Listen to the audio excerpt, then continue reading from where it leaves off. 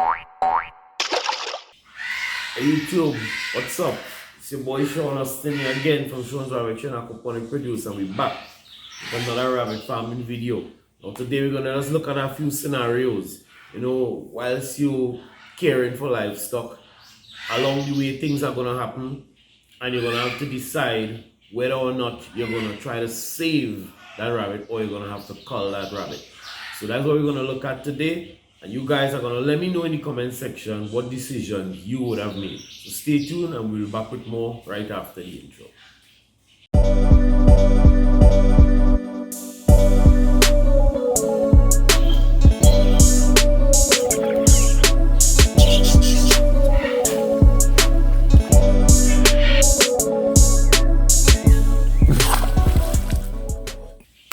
Right, so we're back. Now, if you've been rearing rabbits for any length of time, it's a reality that bad things are going to happen along the way. Everything is not always going to go as smooth as you would like it to go. And sometimes we have to make the hard decision of whether to keep and try to save a rabbit or to choose to cull. Now, there are a number of reasons why you may decide to go either way. In a lot of cases, persons tend to hold on and make that fight because they have this emotional attachment to the rabbit. Or it may be a situation where you would have paid a lot of money for the rabbit, so it's hard to dispatch it. Things like that. But sometimes we just have to face facts. And it's a case of where the candle might cost a bit more than the funeral in the efforts that we put out in trying to save this particular rabbit in any situation. But at the end of the day, the choice is yours. So you guys are going to let me know which way you would have gone. So the first one we're going to look at is very basic. It's from the very start of things. When you have litters. Okay, so we're breeding rabbits. You have those that are going to kindle from time to time. So in a situation where a rabbit kindles, let's say she kindles a litter of 9, and you have 7 of the kits that are really fat and plump, and then you have 2 that are really small and scrawny, those little runts, or some people call them peanuts, that you have in the litter. In a case like that, what are you going to do? Because in most cases, right, in a lot of cases, those smaller ones in a large litter, they tend to die because they can't compete with the bigger ones to get the milk. So are you going to, let me know in the comment section what you're going to do. Are you going to let them fight the good fight to try and survive? Are you going to foster them off to say a doe that has a very small litter? Or are you going to make the hard decision to simply cull those 2 and allow the other 7 to strive in a situation where there's less competition? Right now, each has its own merit and own value depending on where you're sitting. I'll give you all my view and I want you all to give me yours. In a commercial setting, you don't really have time to save a peanut or a runt because it's about turnover. The time it's going to take us to bring that little rabbit up to its full potential is going to be less than what it would take the bigger, healthier ones to get there. So they're not going to make the required weight within the required time frame that we have set. So in a situation like that, we may choose to cull those 2 and let the other 7 survive. Everyone's situation is different though. So you guys let me know what you would do in a situation like that. Right. Scenario 2. Let's say you have a litter again in a box and they're growing older. When they get around 10 days time and their eyes begin to open, you realize that a couple of them have eye infections. Sometimes we call it nest box eye. You see their eyes are stuck and there's like mucus coming out of the seam there. So in a lot of the cases, if left untreated, the rabbit loses the use of that one eye. Now, there are some antibiotic ointments that can be used to treat things like that. But sometimes the question is simple again. Is it worth the effort? Would you go through that effort to treat that eye a couple times every day or as needed, following the directions of whatever treatment you decide to follow? Or would you choose to simply cull and allow the rest to strive in an environment with less competition? Again, choice is yours. Let me know. If I see it early on, I may try it. So sometimes if you catch it early in a couple days time, you see it clear up and the eye opens and it functions normally. But sometimes it's very hit and miss.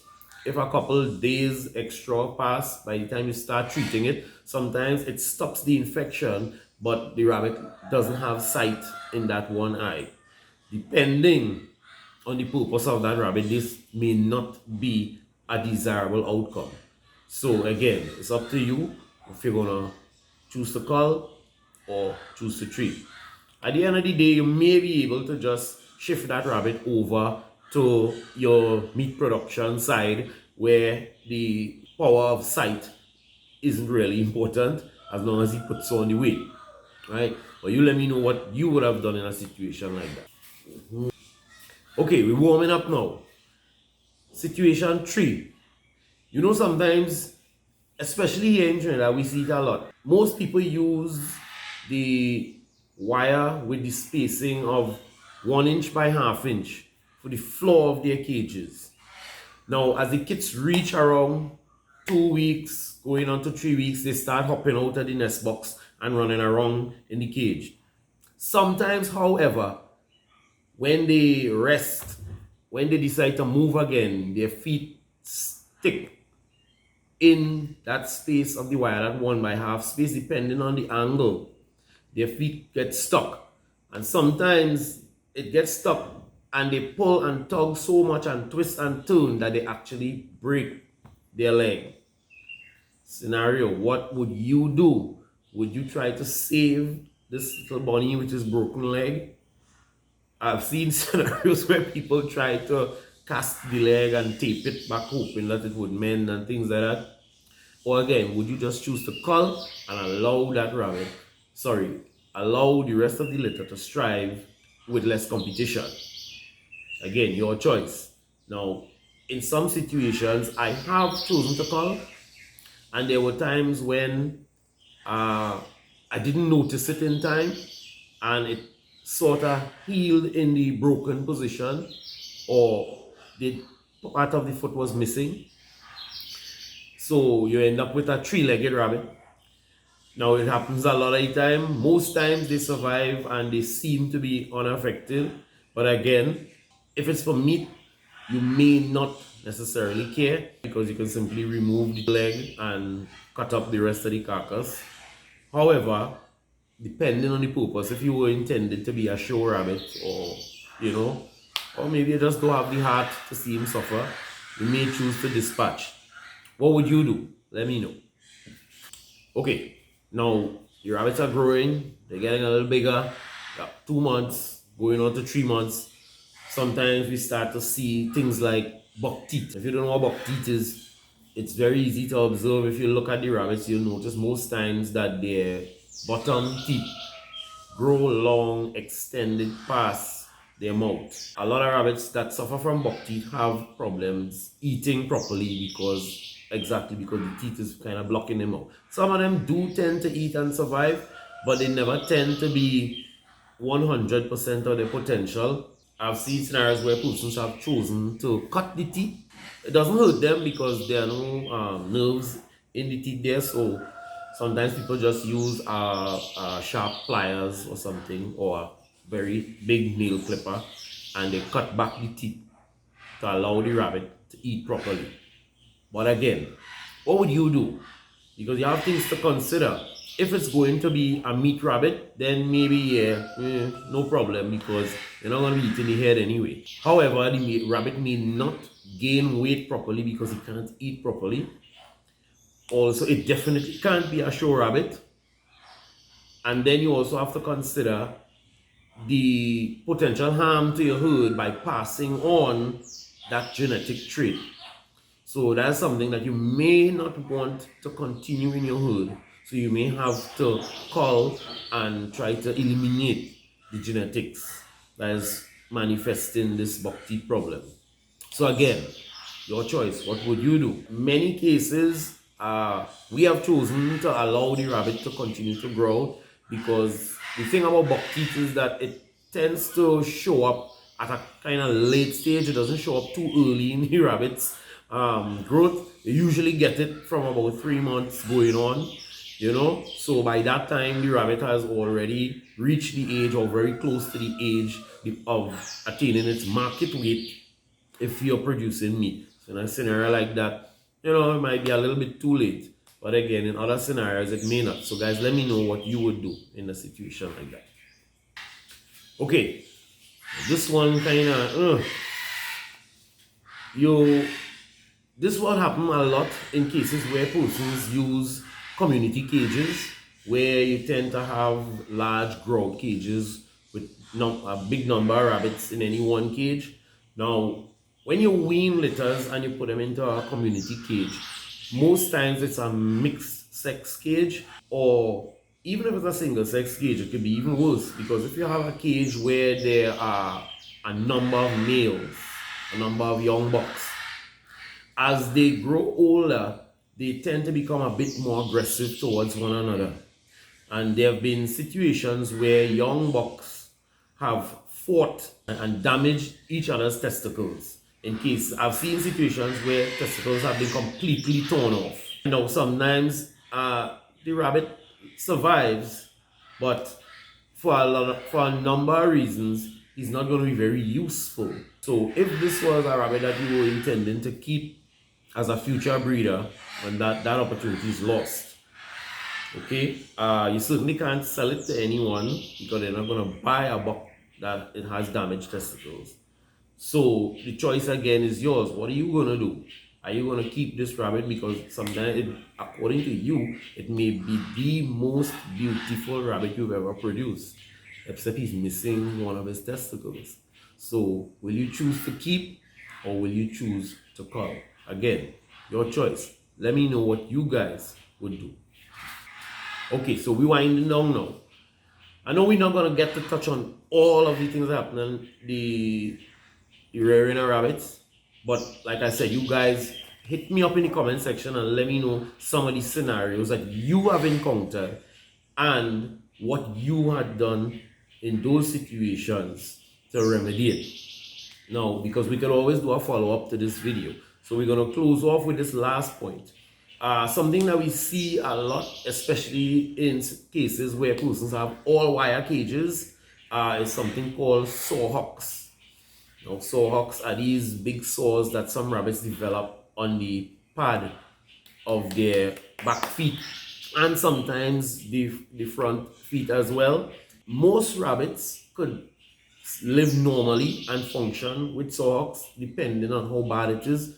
But sometimes it gets really bad to the point where the rabbit can hardly walk properly or even sit properly as they normally do on their back legs.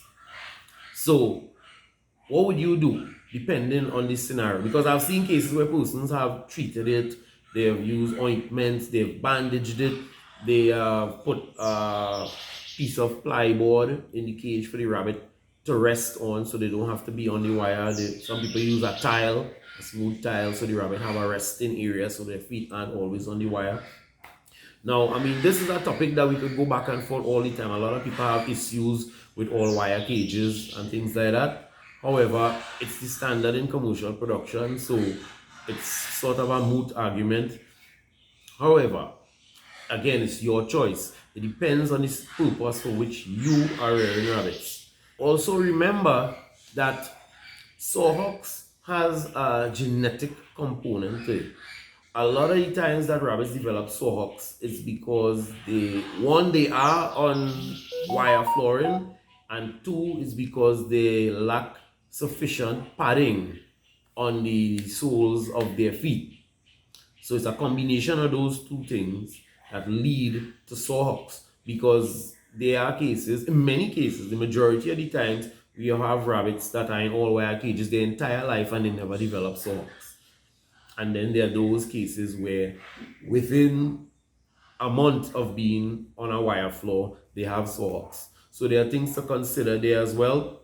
It may be that you need to do some selective breeding to try and eliminate that genetic component within your herd, because there's only so much you can do in terms of the type of cages that you use, right? For a number of different reasons, which we could probably discuss in another video. So to move entirely away from all wire cages would create other scenarios that would require more labor and things like that. So there's a lot to be considered there, as well as you may have to consider the genetic component that you're trying to eliminate. So guys, let me know in the comment section what you would do in a situation like that, and also hit me up and let me know some other scenarios that you've encountered that we can follow up on in another part to this video. So guys, I hope you all found this information useful, and please give me that interaction so that we'll know it'll benefit other rabbit farmers as well who encounter the same situations. So if it's your first time here with us, definitely hit the subscribe button, and don't forget to hit that little bell so you'll get notifications whenever we upload new content. If you're a regular viewer, thanks for being here. We love you guys, and we'll see you in the next video. Peace.